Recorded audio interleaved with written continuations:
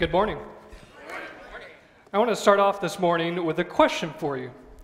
Thinking back just over the course of your life, have you ever asked God to come through in a big way? And I would assume the answer is yes. Absolutely, I have. It might come down to, as school is coming up, we might not want to think about it, but these tests that are about to happen, we've all prayed, God, just give me an A. It's like, I don't really want to study, but just give me an A. Just come through in a big way. Let all the answers just appear in my mind, and I can get them down there. But we might think about this in terms of relationships that we have. Family, friends, neighbors.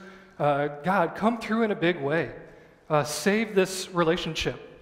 God, I want this person to know you. Come through in a big way.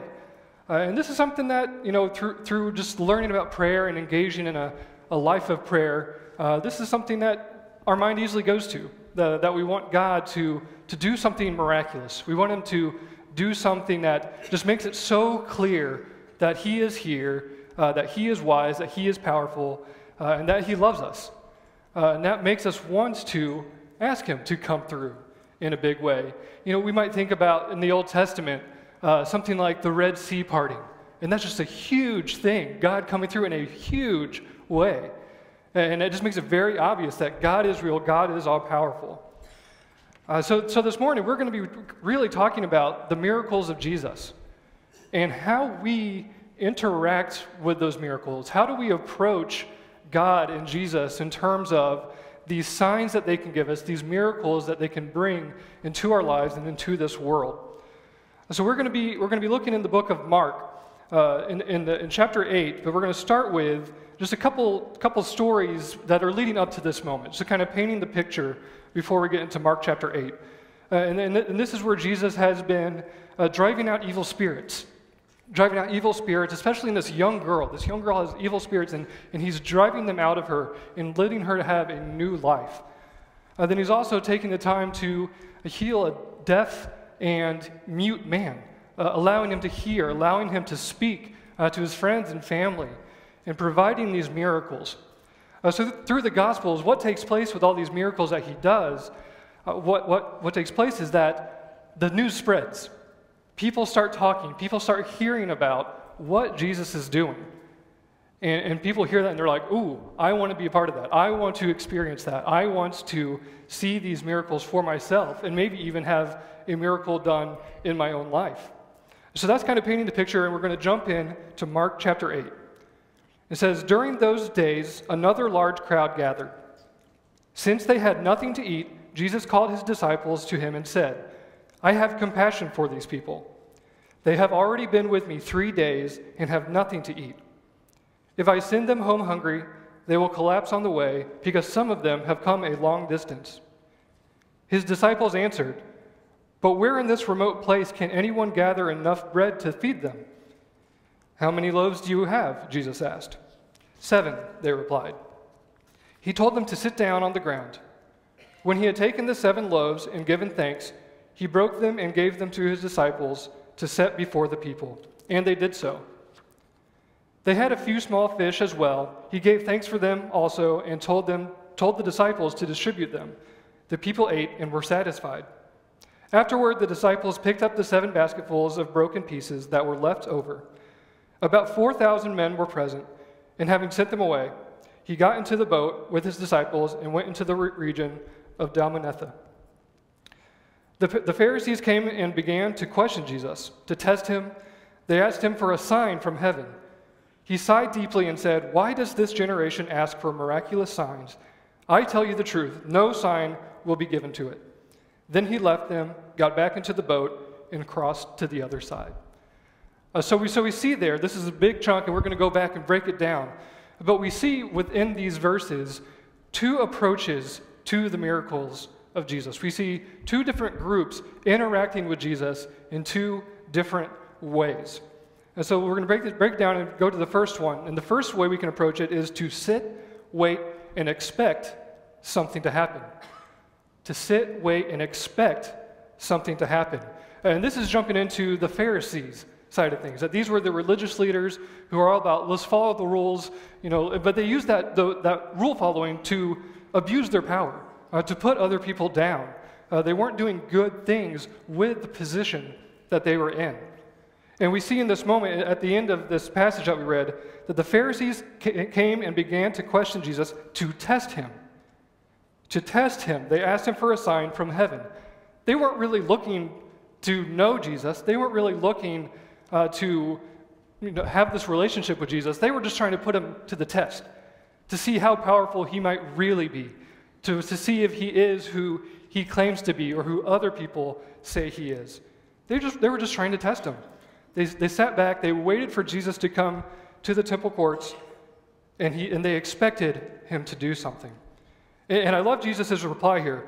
It says that they asked him for a sign from heaven, and it says he sighed deeply.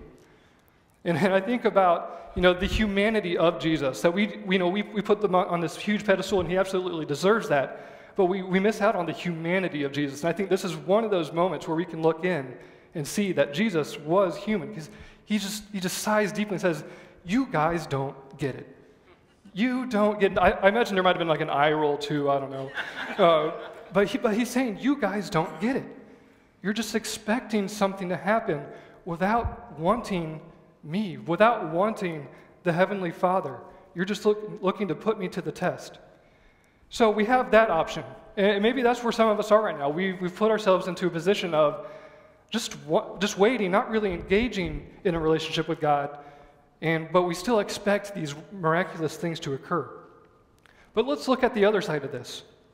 The second approach that we can take, and that's to seek, follow, and be in the presence of Jesus.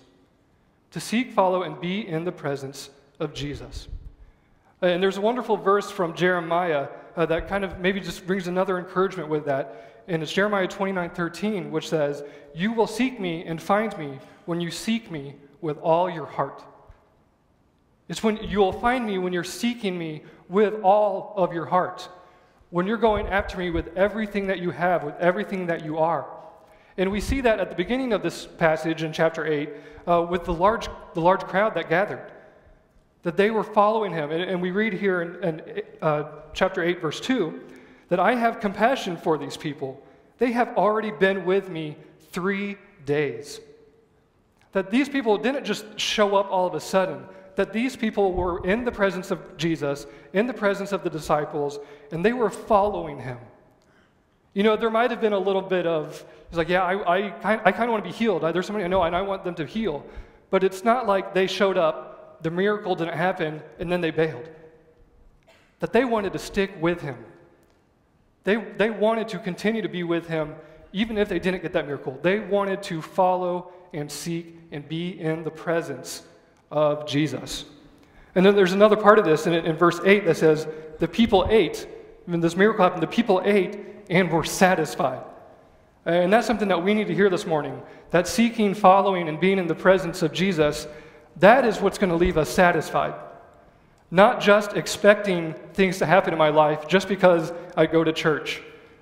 Just because I might pick up my Bible and read it every once in a while, that something miraculous should happen in my life. It's the people who were with him, following him, seeking Jesus, the person of Jesus, and that's when they were left satisfied. The Pharisees, they're cynical, they're skeptical of who Jesus is and what he's about. There's a bunch of cynicism that goes on there, but following Jesus can lead us satisfied. And so what do we do with that? We see these two approaches, and we can acknowledge it's pretty easy to see which one we want, the approach we want to take. But how do we do that? What do we need to do? And I think one thing we need to realize is that experiencing the goodness of Jesus requires an active faith. It requires an active faith. It requires doing something. It requires getting up and going to do something. It requires an active faith. It requires opening up our Bibles. It requires praying. It requires being here on Sunday mornings, coming on Sunday nights, being part of a connect group, really engaging in what's around us, seeking Jesus and being in his presence. And that's where we find his presence, is here on Sunday mornings. It's in this wonderful book that we have, that's even on our phones now. What a beautiful thing. But it requires an active faith, just like we see from this large crowd. They got up and they followed Jesus. And there's a couple other things, with this blank here, there's a couple other words that I think really fit well into this blank. That experiencing the goodness of Jesus requires an unconditional faith. An unconditional faith that, we might look at it and say, thinking about this test, God, if you give me an A on this test, I promise I'll start going to church every single Sunday. I'll start reading my Bible every single day, morning and night, that if you do this, then I will do this. But that's how, and we might not do that intentionally, but that we fall into that trap. It's an easy trap to fall into. That God, if you do this, then I will do this. But experiencing the goodness, the blessings, the signs, the miracles of Jesus requires an active faith and an unconditional faith. That I'm going to follow you even if I don't quite get what I want in the time that I want it. Then another side of this, another little thing you can write in the blank there is that experiencing the goodness of Jesus requires a selfless faith. It requires a selfless faith. And this comes from the thought that, the blessings and the miracles that come from following Jesus, those are wonderful things. When we think about I'm forgiven and how powerful that is, I'm loved and how powerful that is. When we think about I have the opportunity to spend eternity with God in the presence of Jesus, those are such amazing things. But the problem is we kind of end up just letting it stop there. And again, not intentionally for many of us, but we let it stop there and we start thinking about what I get out of it. I get eternity with Christ. I get forgiveness. And we just let it stop there when there's so much more to our faith.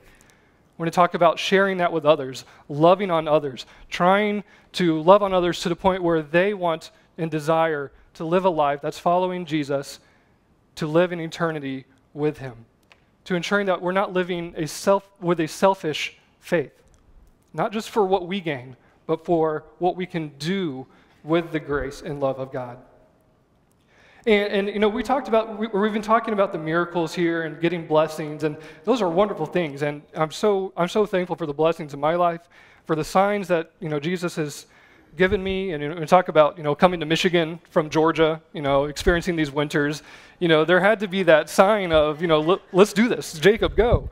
But I want to be careful this morning and not say that just because you do follow Jesus, just because you do seek him, just because you are in the presence, whether reading the Bible here on Sunday morning, it doesn't mean that it's always going to be easy. It doesn't mean things are always going to be perfect, because that's absolutely not true. And Jesus even speaks to that in the book of John, chapter 16, verse 33. He says, I have told you these things so that in me you may have peace, that in Jesus you may have peace. In this world you will have trouble, but take heart, I have overcome the world. And that's the beautiful thing that we need to hear this morning. Following Jesus, we need to do it. We need to get up and stop expecting things to happen and go do some things. But we also need to realize it's not going to be a cakewalk. It's not going to be the easiest thing that we do. But it does bring peace, as Jesus says here. And when we draw in to his strength and to his wisdom, we can see that he can overcome everything. By our own strength and our own wisdom, we can't overcome everything that this life throws at us. But through him, we can. So this final thing here, we've been talking about what we do. What is our takeaway? When we go home, it's what do we need to really realize this morning? Maybe there's some other points that might stick out more to you, but just as we close out here, I want to encourage you with this.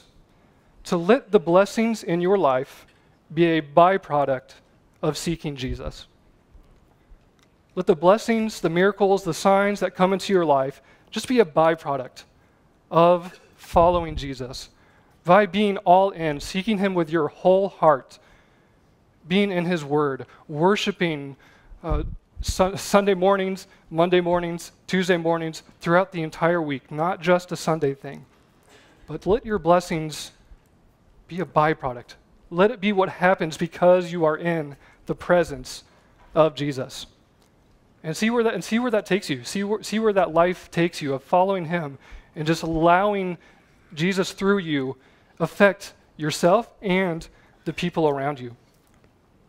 So we're going to enter into a time of communion. And this is very fitting this morning because we already got to talk about Jesus